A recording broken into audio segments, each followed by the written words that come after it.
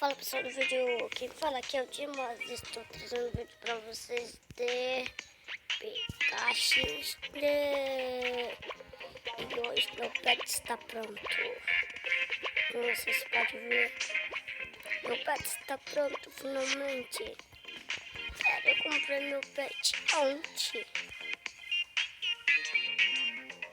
Eu comprei meu pet ontem. E pessoal, então, vocês gostaram?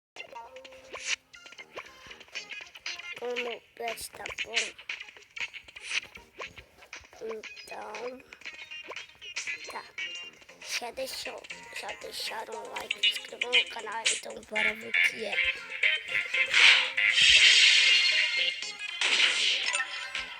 Um gatinho, eu sempre quis um gato.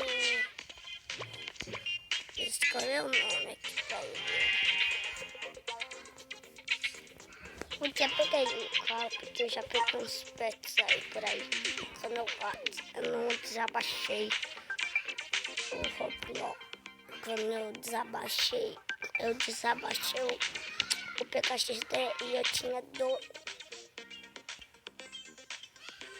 um porquinho e um cachorrinho. Mas eu desabaixei, agora só tenho esse. O gato. Que chulé é esse? Eu sempre boto os nomes bem fofinhos. Ó, fofinho.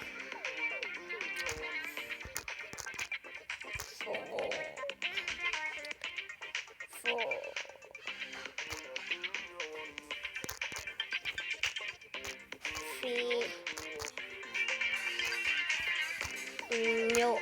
Fofinho. Pera, dá pra falar? Não sabia. Fui escrever. Docinho. Fofinho.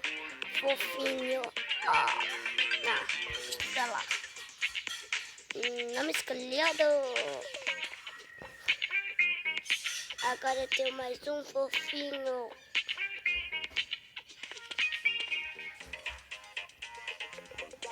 Então, pessoal, vamos evoluir um pouco no pet.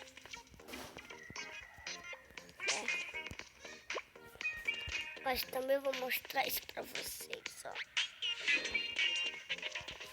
Você já viu?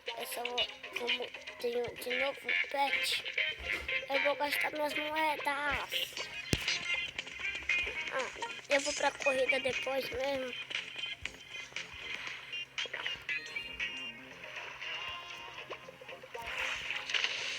Não esqueci. Primeiro tem que pegar o pet.